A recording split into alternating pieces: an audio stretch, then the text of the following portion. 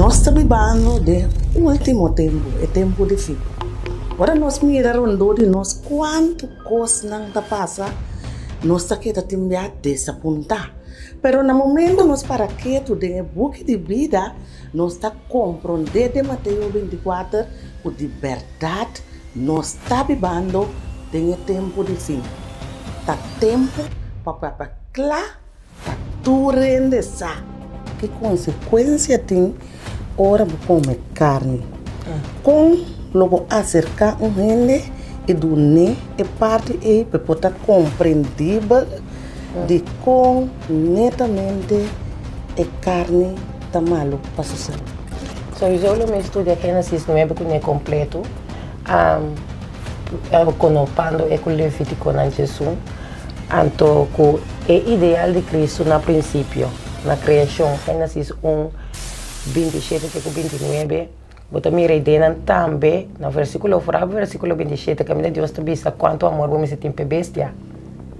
Então, darnas, em 29, te dá gente sua comida, versículo 28, te dá bestia sua comida. Pero depois do dilúvio, depois a cana chega com ele, caminho Deus a permitir o comimento de carne. Então, vou mostrar a regra, não houve condição que ele dá em uma de novo, como para matar bestia. Que cosi te mais de comer de bestia que não.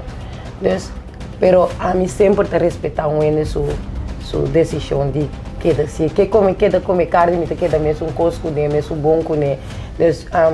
O julgamento da dia, me citas todo de Deus. Kiko apone Denise, que Denise a decidir ora e que nota vai fiesta e a word e tempo que me tá seguir Jesus. Mas Kiko,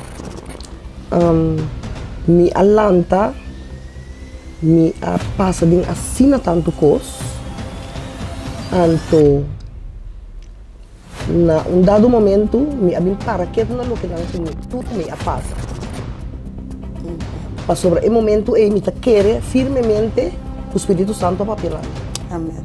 Então esse é para mim para que e mira que dentro de coisas que me passa, que Deus sempre estava aqui.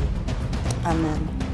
Aí chega momento que é hora de me a tomar uma decisão. Kiko me quer. Não porque se sintonizar. O programa estima papia clapa tu rendesa. Tu geração de 9 horas da noite para 10 horas da noite. Apresentava Susan Balocha. Live no canal de YouTube. Ainda tem esperança. Stay tuned.